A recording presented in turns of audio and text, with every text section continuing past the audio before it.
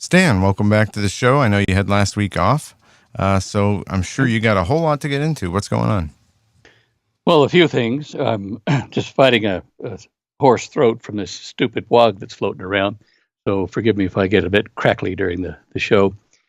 There are a number of things on the show images page to start with, but one of the things that I kind of wanted to address was something I was watching in an old Steve Quayle video interview with Henry Groover.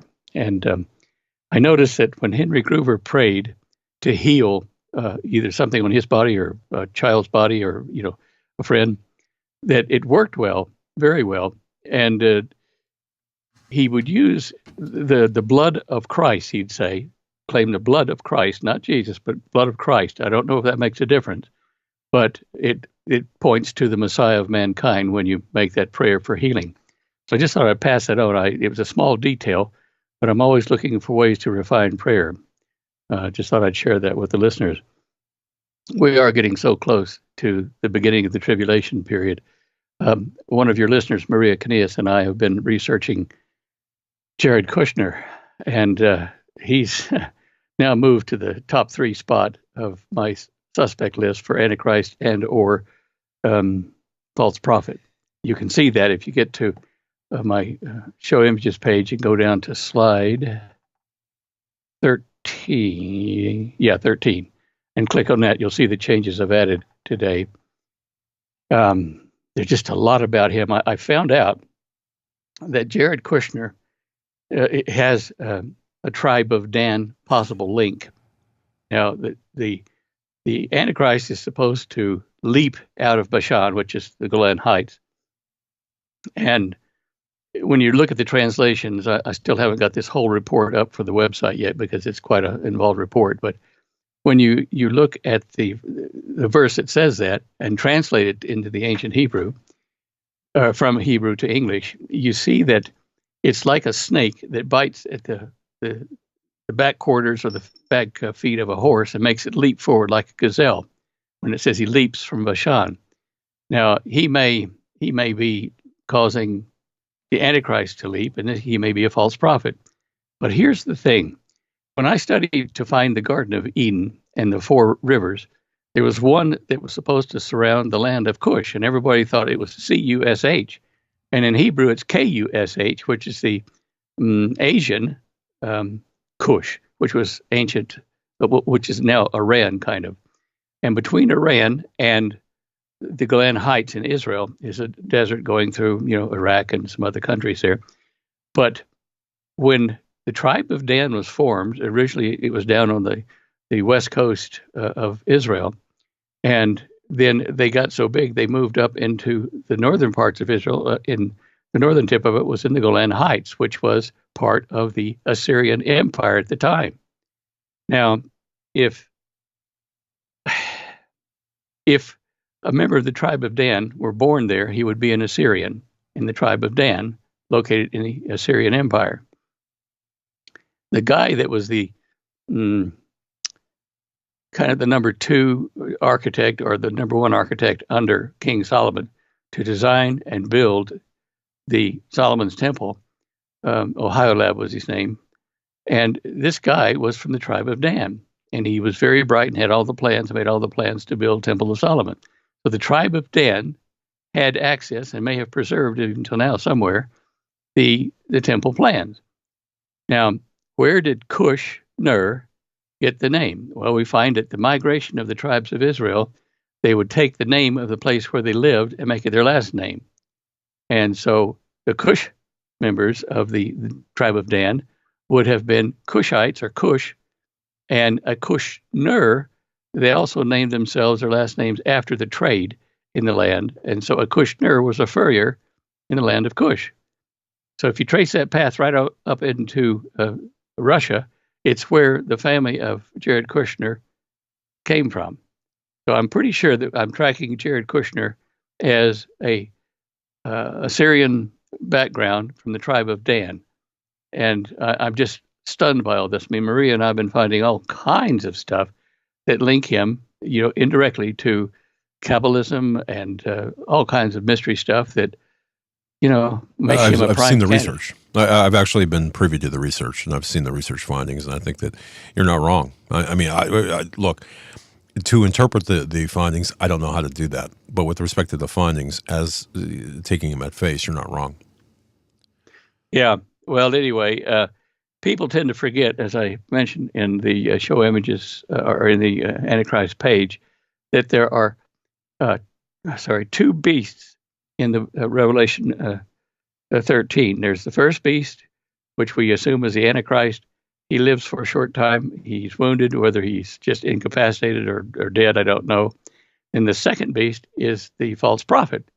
And the false prophet does most of the nasty stuff that we're talking about, the numbering, make an image to the first beast so people could, worship it. And that's like modern, computer graphic imagery. So is the first beast a Kushner?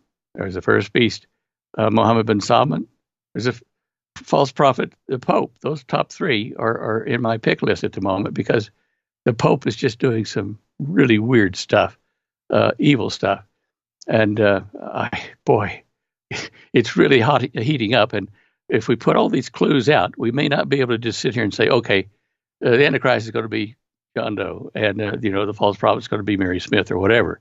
We can't say that, but we can lay out the clues that we found. And then when the guy starts to do, the first beast, the Antichrist, to do things that fall into this pattern we're predicting, then we'll know who it is. And I that's going to be the start of the tribulation period, I'm pretty sure. Interesting. It might be mid-tribulation, I don't know, but you don't want to be around for that guy. No, I'd prefer not to, and who would? I mean, yeah, and those people who are, praying for that time are praying, in my view, are praying for the wrong thing, and those people who want to see this come, in their lifetime or whatever, oh man, I don't know if you want that. You better rethink. But okay. That's just my opinion. But with respect to Kushner, just so people understand this, don't, again, save your emails to the morons out there. And you know what? Hey, I call it like I see it, all right? If you're going to send me an email saying, well, that means that Donald Trump is, ushering in the Antichrist and Kushner. Look, there's an assembly of facts here done by competent researchers like Stan Deyo and Maria and others. And here are the facts. The facts have been authenticated. You can conclude what you will from that, all right? Conclude what you will from the facts, but the facts are there for your review. And they've been double and triple checked and cited ad nauseum. And there they are. So it's up to you, the reader out there and the listener and viewer, and to make your own decisions. But, because we're not going to make – we can give you the information. We just can't understand it for you, okay? So, thank you, Stan. A little bit heated, Well, look, I understand. I don't see your board when the emails come in, but you're right. I'm not being pedantic about this. I'm saying, look, these are very interesting facts about these people in the times, and I think it bears putting it on the internet for people to copy down, download that site, and so you've got a record of it later, in case you need it with current events to understand what's happening. That's all. Maria and I are just trying to help everybody look at the facts we've dug up. No good deed goes unpunished, Stan. You have to remember that. Oh, I do. I've been in computer graphics for many years, and used to teach it at the University of Curtin in Perth, West Australia. Actually, I set up their computer graphics and imagery class and laboratory with a good friend of mine from New York, Hollis Dwyer. And some of my students have gone on to Canada to work in the movie industry, making, these crazy computer-generated images of monsters or people that deform or whatever. But it's good. Now, I've put in slide 40 a link to a PowerPoint which people can look at later just for their information. And the reason I've got slide 40, 41, 42 there is to bring another fact to mind that I first mentioned in 1977 in a home church meeting. And I told him, I said, look, there's a movie that came out in 76 with Peter Fonda, and IBM imaged his face to make a talking, mask of Peter Fonda, so it looked real in the show. And I said, that's the mask for they put his face on it. But I said to the people in the room, I said, look, you know that the false prophet's going to make an image to the first beast. They can speak and talk and, show and do things. And if it's going to be a real image, if the guy's hurt or can't get to the camera or whatever, they're going to be able to make a full body talking, look real image of the Antichrist, the first beast, appear worldwide on television. Now, the first time that that we saw this technology being used at IBM was in 1976 when they made this movie. So I was telling the people then, when the time comes, and it might be years, and of course it has been already, but when it does come, this is how they're going to fool the people into thinking the Antichrist is saying this or that he's even alive. And then if you look at slide 42, we're seeing recent images from a movie called Avatar. And instead of putting these alien faces on, if you put human faces on, they're already close enough, but it took them months to do the scenes and render the images frame by frame. With the new quantum computers, they can do it real time. In fact, even with some of the supercomputers that are in the background now, they can image a person wearing a skull cap and some little LED markers or silver reflectors on his body, and they can put the image of a real person over the top of an actor who's in a stage somewhere, nobody sees him, and every movement and blink and thing that he does is showing as the person's face that they've masked onto him and the body. So now, we only needed extra speed to make this a reality. So I'm telling you, we're there now. They can generate, Abraham Lincoln sitting there talking to you, and you'll think it's a real guy. Kind of like Ruth Bader Ginsburg in real time. Just my 2 cents, right? There you go. All right. Oh boy, isn't the politics terrible at the moment? I don't normally get into political things too much, but this AOC, this precocious, whatever, Cortez. Wait a minute. That was. Hang on. I got this. What was that little twit comment? It was pompous little twit. AOC, pompous little twit, and that's Greenpeace description of her. Well, her statements, her activity is so bizarre that it can't be for real for the Democratic Party. So I stand back and I look at what everybody's kind of seeing real time, and I think, well, let's move a couple of chess moves ahead. Not only is she crazy, we've got three Muslim, members of Congress that are being anti-Israel and creating a bit of a panic there. We've got a division in the Democratic Party numbered in the tens and 20s, I guess. And this is, in the long game, it's making the Democrats look fragmented and weak so that we are assured that the Trump administration will gain office again in 2020. Now, why? I'm not sure. But this atrocious, this fragmented behavior of the left is so bad, so unrealistic that, blind Freddie in the street could say, I don't want socialism. I'll go with the Trump administration. You see how they're moving the herd? Mm-hmm. Well, or the herd is being moved. And I think there's a kind of a distinction there, but okay. Well, years ago when I was working at a service bureau in Dallas for accounting firm and for a share broker firm, I had information on stock and share transactions and things from one of my clients.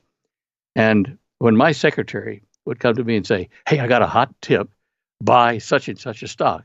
If I had any of it, I would sell it, because by the time it gets down to her level, it's a joke. And that's what I'm looking at the political situation like now. When we get the filter down of all the behind the scenes and stuff, there's something way ahead of that already playing. I got a sure thing for you, Stan. Just sign right here. Give me your 10 grand, and you're going to be rolling in the dough. I guarantee it. Yeah. Or I like the horse racing. The horse races. I talked to a jockey, and talked to the outrider, and this is a sure thing. Can't lose. Yeah, there's a lot of that going around. Yeah. Hey, let's see here. Yeah. Oh, interesting thing in slide 44 there, where we have a picture of Jared Kushner. That newspaper article there talks about the downfall of Prince Kushner. I see Now, that. Yeah. the prince who ratifies the covenant. We've got MBS as a prince, a real one, and we've got Jared Kushner being called a prince by the media. Now,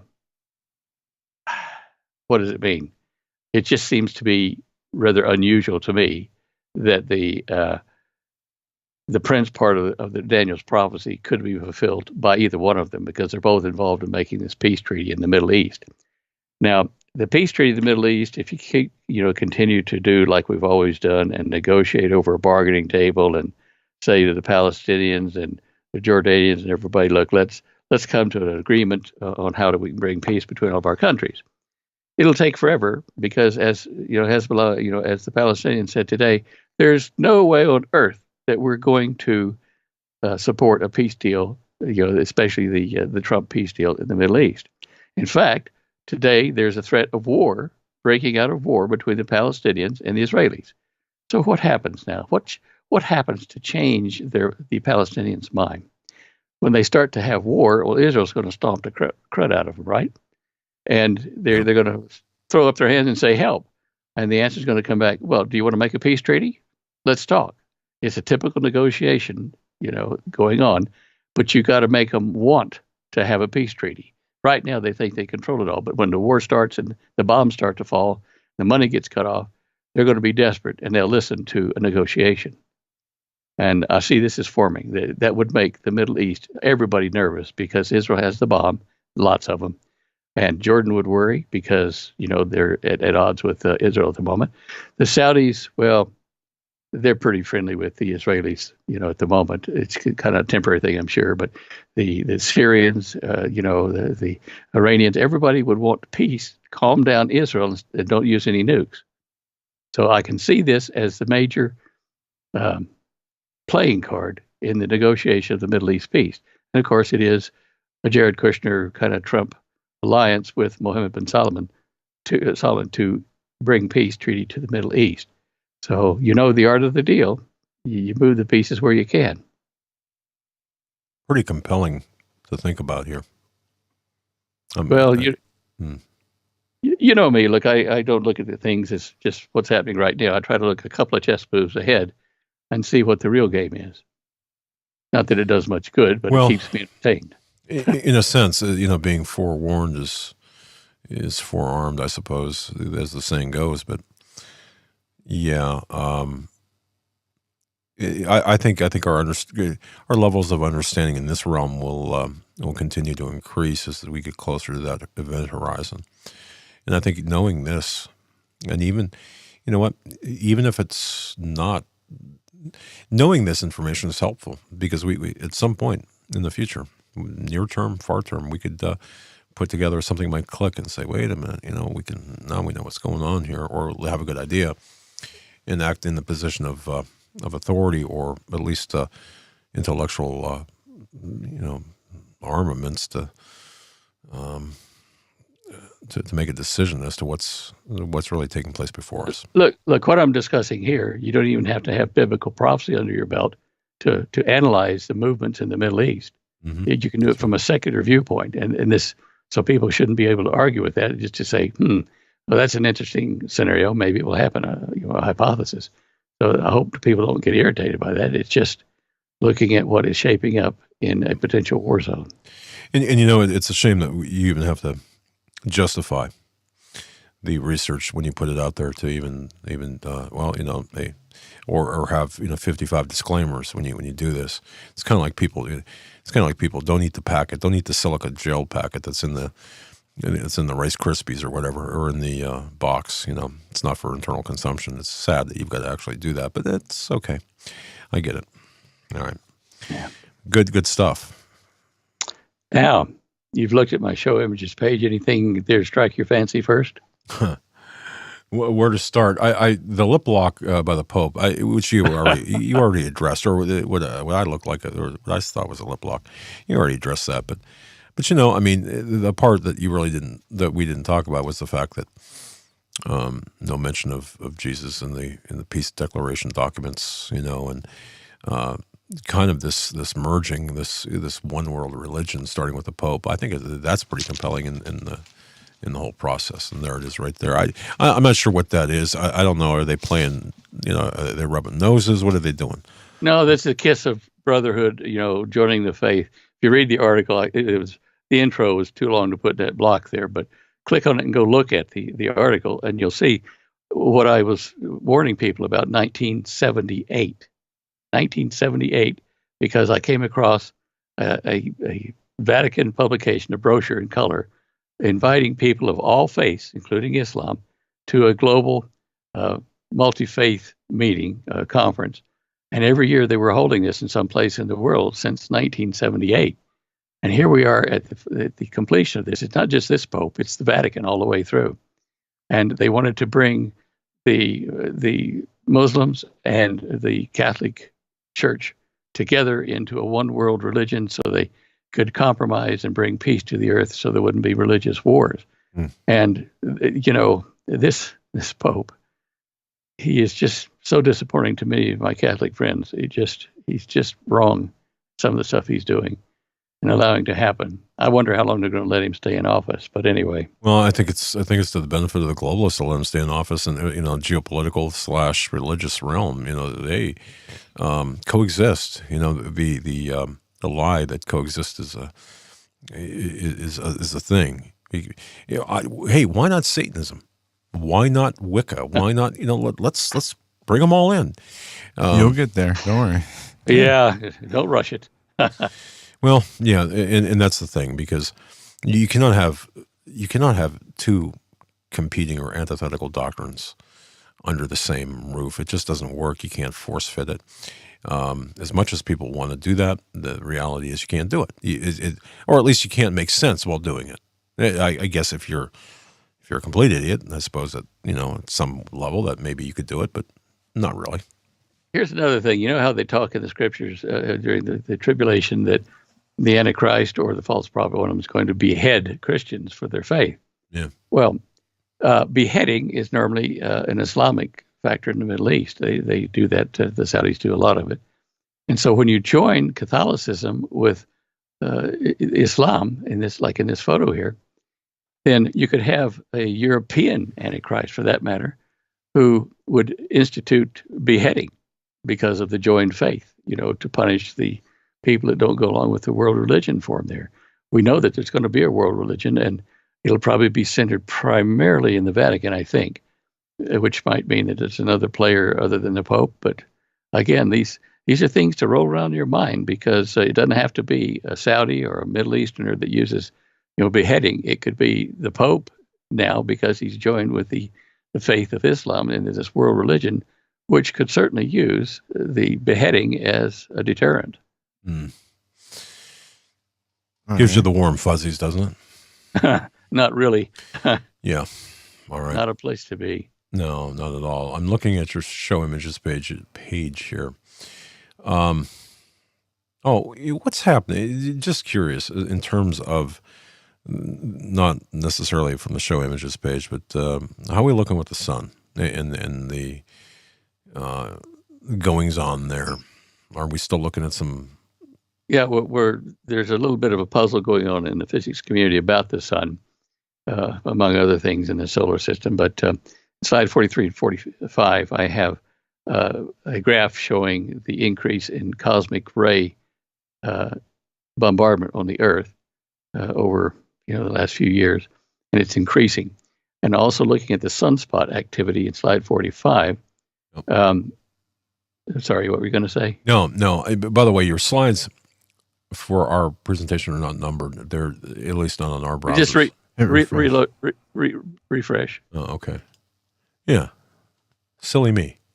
No, it was that way. I realized I hadn't done it yet, and so I was doing it while we were talking. Okay. My fault. No, that's all right. That works. I do that until I can put them all in the place where I want them, and then I number them. So I just forgot. But anyway, in slide 45, showing the sunspot numbers dropping.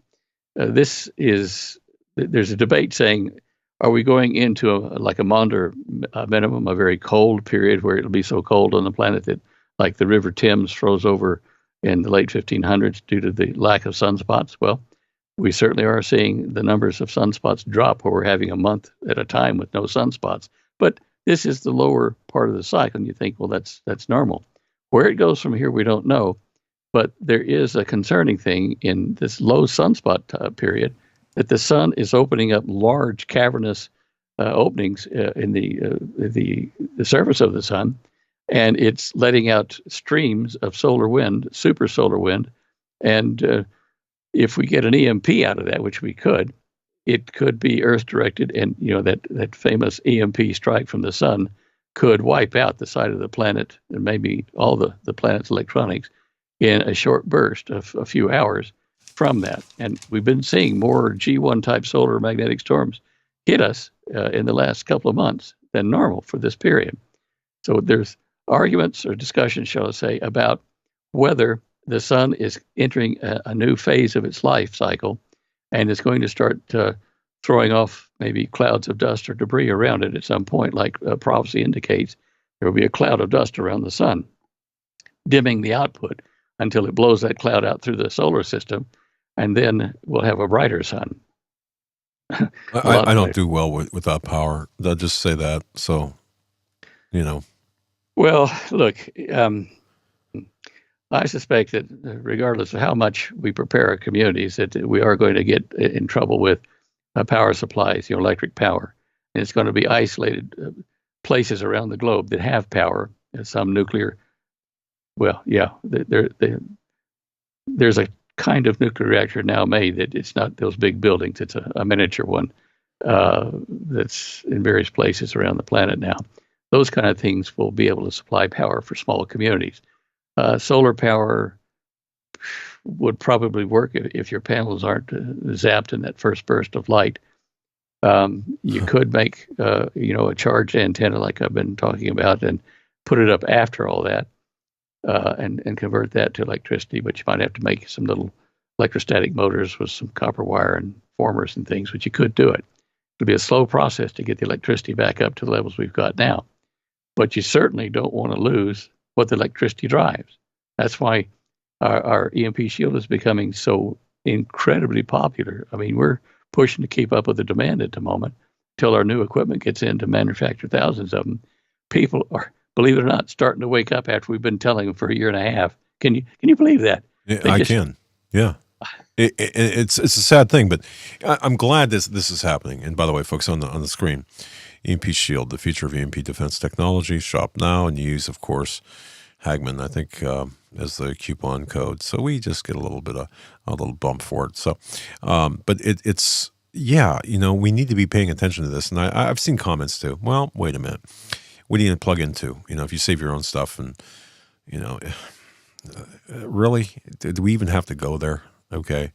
I don't know how many times we have to have this discussion. I think it's a good idea to save your own equipment, and I think it's got a market for it, and it comes in the. I wish I would have thought of that, but yeah, go ahead. But people can make their own power like they used to in the 29 Depression. They can take charcoal burners and run cars on it. If you can run your car, you can take the power off your car and supply a certain amount of power to your house and electricity from your car, and feed it with the fuel you make from burned wood. Wait a minute. Run that by me again. I must have slept through that in class. Well, yeah, the old farmers, they, especially down in Australia, we talked to them, they would put a charcoal burner with water and stuff on it and produce methane gas while they're driving down the road and pump it into their engine, and that ran their car. And so if you could do that with wood that you find around the place and burn it, then, you could turn the alternator or the generator over, take the power out to power your house, the things that you've saved. I mean, people just got to research a bit to figure out you're not totally done for a power source. There are ways to do it. Wow. Okay. So you don't have to back up a cow to your tailpipe then. I'm kidding. There's a lot of that going around Congress at the moment. My son Jeff sent me a cartoon here the other day. He and I have talked a lot about this toroidal gun that I first made, which shoots smoke rings invisible in the air to the target, right? And the joke was showing a couple of guys in the Army in a tent with their major sitting on the other side of the tent and they loaded up with a little bit of human gas, as it was. This Okay. yeah, and No, then I don't even want to know the extraction process for that, but go ahead. no, you don't. No. But anyway, No. they shoot it right at the major, and it hits him full on in his face, and he nearly dies. And comes over and says, "Guys, it hit me right square in the mouth." He says, "It's terrible." You know, a major, right? Okay, so paybacks maybe. Yeah, it gave me a good idea, though. It'd be neat for a toy to be able to take that kind of combustible gas in that projector, and as you shoot it, to have a little flame there, so that it ignites this burning ring of fire that goes through the air. It'd be kind of a neat thing to do. I think I saw that on an episode of some show on MTV once. I don't know. Could be wrong. You're looking funny. What do you? I know we've devolved to the gas. Now, slide 48. Interesting thing in the Middle East, particularly Egypt, and also into Saudi Arabia, and perhaps more, is the weather conditions, very strange, have produced an enormous amount of locusts, the kind that destroy everything in the biblical plague proportions. Now, it is, they say it's a major threat to food security in the Middle East, and growing. And as our weather changes, and certainly it's very unstable at the moment, we could see swarms of these just go right through the Middle East, which will produce tensions for food to survive between the nations there. So this is another factor driving the Middle East crazy. So all right, when the But of frogs course, come, all right. Well, yeah, but if you go to the Middle East, the Bedouins, they say, "Oh, that's dinner. We'll just fry up some locusts, and they're good and crunchy. It's nice." So, but for the rest of the people, the city dwellers, it's not going to be too happy. Yeah, I think I'll pass on that. Oh well. Wow. Each to his own. Each to his own. I'd rather pineapple on pizza, locusts, deep fried locust. I don't get it. All right. Yeah. Well, the danger there, as you mentioned, is the food, the threat to the food supply, right? Threat to the food supply. Yeah, and that creates tensions between the nations, because the people go hungry, they get dissatisfied with rulers. Things happen. I mean, even overthrows of government and things. And Prince Mohammed in Saudi Arabia is not above being taken out of action by factions within his own family group, or kind of allied family groups, because they don't like what he's doing. So you don't want instability in large areas like that. You've got to do something to keep the people happy. And when you've got a locust plague, it's pretty hard. Yeah, I prefer not to have locust plagues if I can avoid it. But on the North Korean front, the guy that one of the sources that we expect we could get an EMP strike from, in slide 41, they have found that North Korea has a huge network of underground tunnels and buildings, and some of the tunnels go right down to the DMZ between North and South Korea. They found one. It was booby-trapped and killed a Marine who found it. But you could get 2,000 to 3,000 North Korean soldiers into South Korea through this tunnel per hour.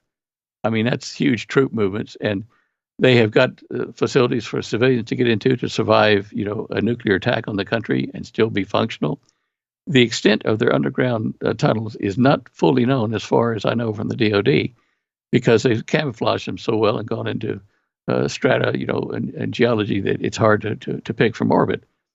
So they only get information from defectors. You see the article there. Yeah, I'm looking at the article, and you're right, 2,000. That's a lot of people. That's a lot of troops. And not only that, you can manufacture, which we know they're doing, your nuclear warheads and missiles, and store them underground, and then bring them out after everybody thinks you're dead. Surprise. And retaliate. I mean, North Korea is a real problem. It's almost like a Balkan powder keg in World War I, but I think the Middle East and Israel, Palestinian issue is going to be the real global Balkan powder keg that started like World War I. You said Israel. That's where you're putting your money, right? And I'm kind of thinking of Syria too, although it's not in play, or doesn't seem to be in play. We still have Damascus to deal with, the revelation or the prophecy with respect to Damascus, and the Syrian issue, where the U.S. and Russia and others are butting heads. And I'm drawn back to that. I know the Middle East is part of it. I just, Well, look at number 4 candidate I've got on the slide 13 for Antichrist potentials. Bashar Assad of Syria. Yep. It lives in the old Assyrian Empire, and it says from the tribe of Dan will leap out of Bashan, which is the Golan Heights, which is still Syrian territory as far as Syria is concerned. So how would he play into that, causing something to leap? Would he leap from Bashan, or cause one of the other potential candidates for the Antichrist to leap forth from there and do whatever he's going to do against Israel? So Bashar Assad, if you read the things I've got on him, you'll see that he is still a candidate. So, yeah, there you are, the top 4 right there in front of you. Interesting. And folks, I would urge everyone to go to standeyo.com. So that's standeyo.com. Click on the show images page, and there you have you're greeted with an assortment of images and the accompanying stories and accounts to go with that. As long as I click on the Hagman report in the top I'm right. Sorry. Yeah, the extra step there, of course. Yeah. That's a given. Who else would you want to click on, huh? All Yeah. right. All right. I just want to draw people's attention to slide 31, which is under the 5 February. A very young and dapper-looking Stan Deyo, of course. There he is right there. See that? Look at that. Has he changed much? No. That was back in 1982 in Boston. You get around a lot. But anyway, Eye of the Storm, Stan Deyo host, Eye of the Storm. Look at him today. He hasn't changed a bit. Thank you, but I think you're being very nice. Well, I've gained a few pounds, I think, since then, but it was fun meeting with Dr. Trump. Gosh, he had a great sense of humor, and he shared a number of things he did in World War II that, of course, were classified at the time. He and Dr. Van de Graaff made the Van de Graaff generator and did a lot of nuclear research in those days. It was classified, but what a fun guy. And I mentioned him in my patent application for the free energy thing because he shared with me some of his lab results and things that proved some physics theorems that had been predicted. And it helped us to formulate a way to capture the energy from outer space, from the solar wind and various other things through the atmosphere right down here on the surface. And so I'm very indebted to him for that. It was quite an interesting discussion. Very good. And that, of course, again, folks, that's President Donald J. Trump's uncle. His favorite uncle now. Favorite uncle. All right. Yeah. One thing that, and I know this is kind of an off topic here.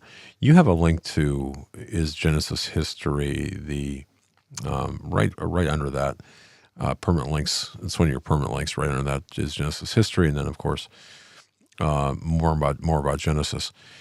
The Ark Project. Are you familiar with that? The Noah's Ark over in the eastern states? Yeah. And I think to some lesser extent or some extent, Ken Hoven, is that who? I think that's him. Yeah. Okay. It's a big Noah's Ark. Right. Thoughts on that? Or, I mean, I was just curious. Well, look, I found it quite interesting, and it makes a heck of a lot more real, the Noah's Ark concept, when you build it to scale like that and see how you could store a number of animals, the key animals to rebuild after the flood. And you see the planet went to it, for the food deck and the animal deck and the human occupation deck. And they'd have been busy probably 18 hours a day just feeding the animals, unless they were put into a kind of stupor, a torpor, where they have slow metabolism for that period of time. But seeing the size of that, you'd know it would have taken Noah and his sons and friends and whoever he could get together a long time to put that together, to shape all the wood, cut it, dress it, dry it, and then seal it with a pine tar type stuff that would make it waterproof. Hey, Noah, what are you doing? What are you building, Noah? Yeah. Yes. He provided local entertainment for decades. Yeah, I guess. It's just amazing. I don't know. I thought I'd mention that because it's interesting too. The messengers of things like that. I watch in the media, or the alternative media, the attacks on people who try to bring forth that message, and they're relentless, and it's and of course in the matter of Kent Hovind, so many different stories about, he's a tax cheat, tax fraud, and this and that, and when you really look into it with the intellectual honesty that it requires and the honesty that it requires, you'll find that half of the stories are not true, or they're reported or biasly reported. So anyway, so if you can't attack the message, attack the messenger. It's the way it goes. Look, I think it's a great witness tool. Yep. If he makes money to pay for having built it, well, okay, so big what? deal. Yeah. Gee, I think it's great. In fact, Holly and I talked about maybe we could go over and visit it sometime, because it's just such an incredible feat. Yeah. And it's such a good visual that you can touch and walk around in and get a feel for it. Boy, that puppy holds some animals, man. Wow. Yeah. Okay. Okay. Yeah, it's fun. You know what, folks? I'm having fun with Stan talking about just a number of issues. What do you think about? Anything on your mind domestically or even geopolitically, even across anything that's in politics that you're kind of looking at from current events, and we can go anywhere with that. I'm just curious. We really haven't talked politics outside of the context of the biblical prophecy. Yeah. And I know it's like, well, what do we talk about? It's same old stuff. But anything that you found of late that you're saying, hey, wait a minute, this is. Well, as I said a while ago, I think that the obvious idiocy that seems to be attacking the Democratic Party is so obvious and in your face that it's driving Democrats and independents and whatever away from the Democratic Party for this particular coming presidential election. It just makes them look so fragmented and weak and divided and headed towards socialism that is really terrible. That the deep state is behind this. So they're doing it for a reason, and maybe it is to lay the groundwork for an eventual democratic socialism in 2024 or something. But I just smell a rat, from the deep state. Now, whether they're doing this to help Trump or not, I don't think so. I think they want to bring Trump down, and they could bring in Speaker of the House if they get rid of the Vice President at the same time. But it doesn't make sense for them to obviously fragment in the media the Democratic Party with so many idiots. I mean, they're just total idiots. What they're suggesting just would break the country and bring us into anarchy. I know that there's more to it than this. This is a chess move. We've heard talk that Ocasio-Cortez might be some kind of plant, Democratic plant or Republican plant, Trump plant, to make him look better and win the election. But with that said, Stan, against the people who asked us to one of our other guests today, of all the candidates that we have on the Democratic side, do any of them stand a chance at beating Donald Trump right now, from Bernie Sanders, Joe Biden, or any of the other people who are running on the left? I really don't think so. No. I don't think so, because I can't see the Democratic Party swinging all the way to the left to support Bernie Sanders, who is gaining some audiences right now. I just don't think they can swing enough to do it. But the socialist platform is gaining ground with the young, uneducated college students. They just don't realize what socialism is like. Our friend up in Canada broke her hip here a couple of weeks back, and she had to go to a socialist hospital there in Canada. She had to share a room with a person from Africa who had no knowledge of how to use toilets and had diarrhea. You can read our editorial of the week to get the full details of this. But, it was second-class medical treatment for a broken hip, which requires some, tender care, TLC. Mm-hmm. But I could not believe the things she went through, and that's, you can't choose your own doctor. How did I miss that? This is your editorial of the week? Is it up still on the site there? Editorial of the week, yeah. Yeah, first, okay. I missed that because, wow, okay. I felt so sorry for her. It was so terrible. So terrible. Wow. You're anyway, my roomie. Okay. Yeah, well, no offense, they just aren't trained. We had the same problem down with the Aborigines when we build houses for them. They'd rip up the floor when it got chilly outside and burn it for fire in the middle of the house. They just weren't. Their culture didn't know how to use the things we could give them. Mm-hmm. You know, there is something to be said, though. Since we're talking in this area, and I'm going to get hate mail saying that I'm a racist or I'm against. Well, you're breathing. You're going to get hate mail. Yeah, I know, and it's I've come to accept the delete button. I've worn out the word delete on the button. But here's the thing: the way I look at this, and Stan, you've been around for a long time, and you've got a lot of life experience. And what we're seeing here in this country, I think we can both agree that this is not about bringing the best of other countries into our country. This is not about assimilation. This is not about integration to the extent where we can build a more robust society. You know, from the despite what LBJ said back in '65 and the Immigration Reform Act of '65 and onward, it's none of that. This is to, and I think you mentioned this earlier, but this is to balkanize the United States and to really create this divisiveness, which has been done. It pains me to find, for example, to go into to find areas, for example, New York City, where you think you're in another country, or Los Angeles or other place. It's like, man, somebody dropped me in the middle of China or Southeast Asia or whatever. Now, I say that not as a put down, but as a question. Is this what America's supposed to look like in 2019? I mean, is this? So look at Tanzania's got a new Christian president, and he started to solve the problem with their nation, saying, "Look, we have so many hundred tribal dialects. I'm making an order. Everyone in the country has to learn Swahili and speak and write Swahili so that we can communicate with each other." Alexander the Great, when he conquered all those armies and countries around him, he would take from those countries soldiers to enforce his army.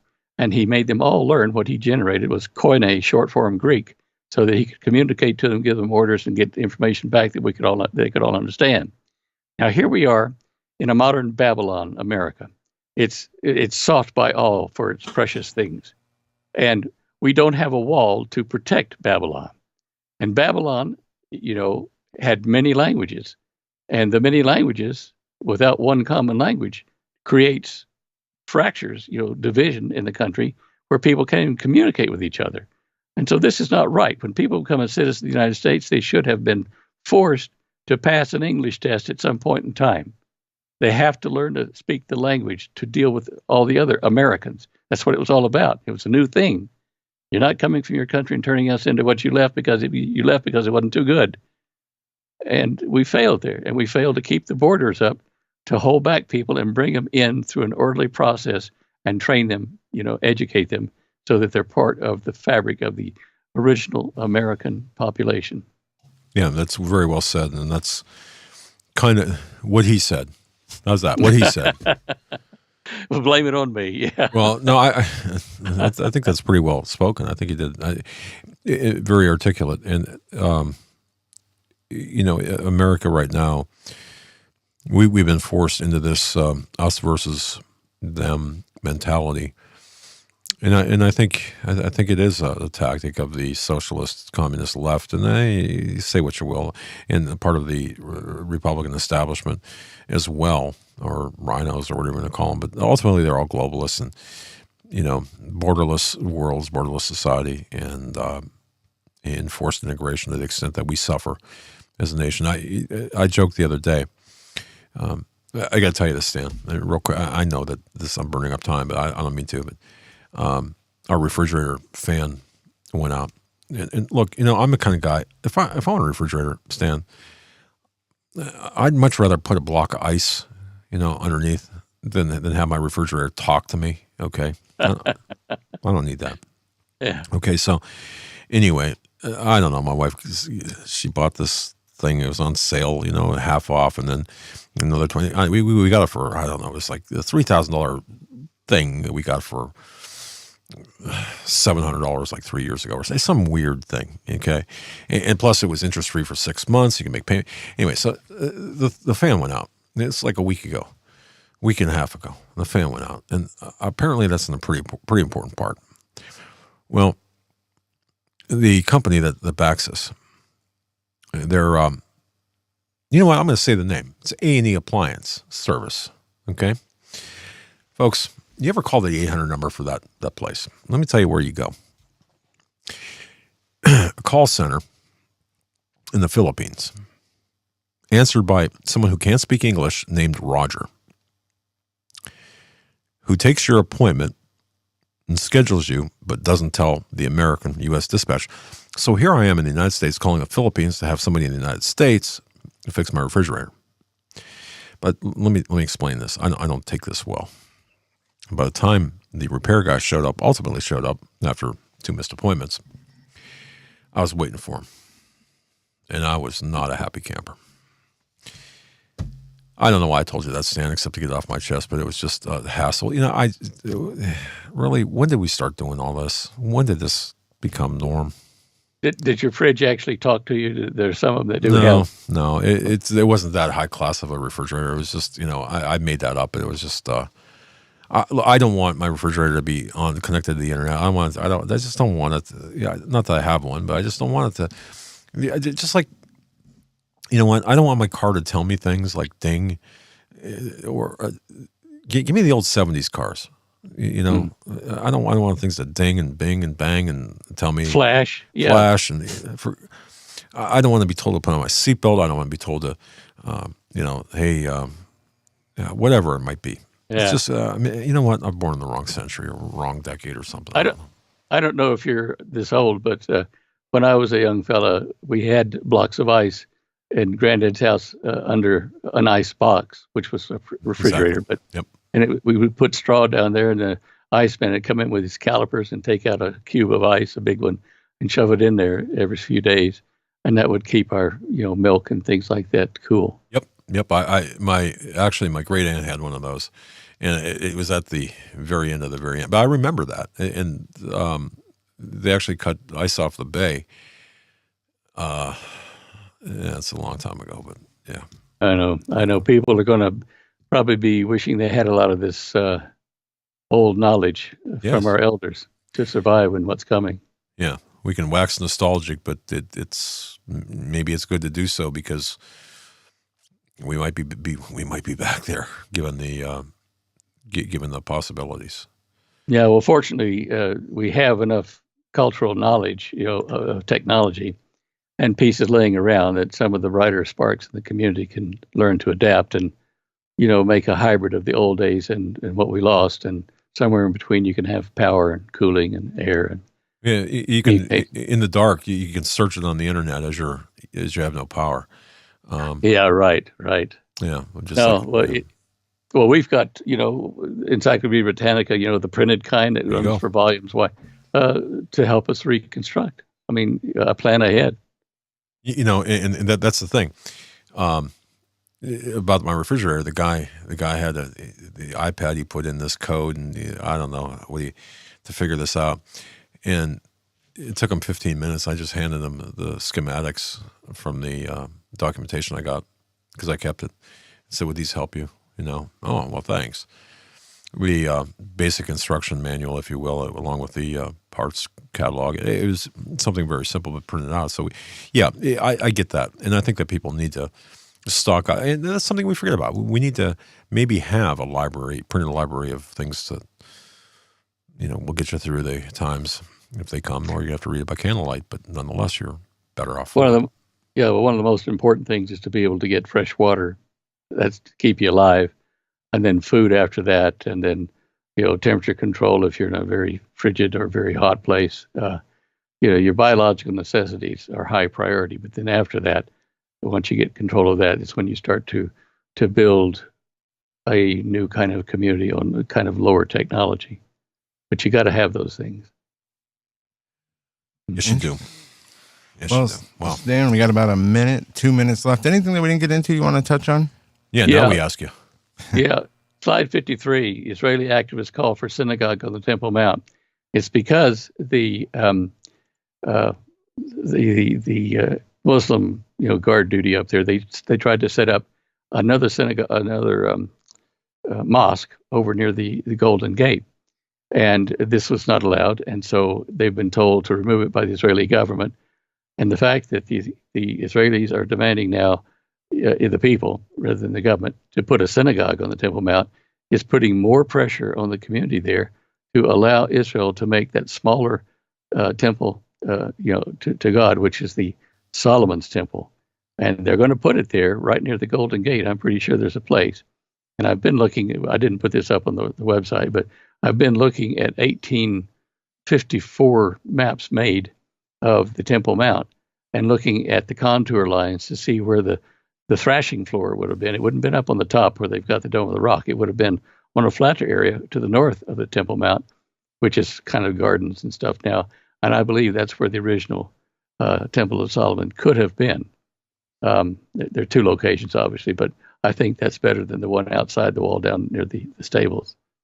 So we're looking at changes coming fast and furious in the Middle East, in Israel, in Jerusalem.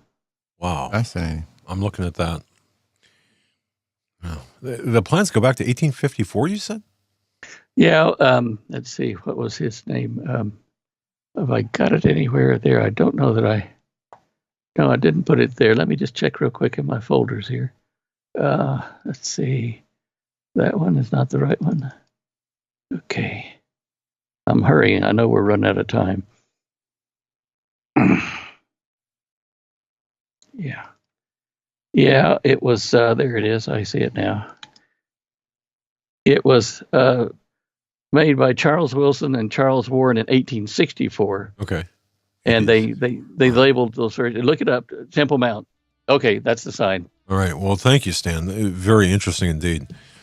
StanDeyo.com. Hey, Cosmic Conspiracy is still relevant today. Dare to Prepare. You need that. Really, you need that, folks. The most recent edition. And, of course, all of the resources that can be found at StanDeyo.com. Stan, thanks so much, man. Appreciate it. You bet, guys. See you next week, Lord willing. Yeah, amen. All right, from the Great White North, or so it seems. Back tomorrow night. Special show. God bless.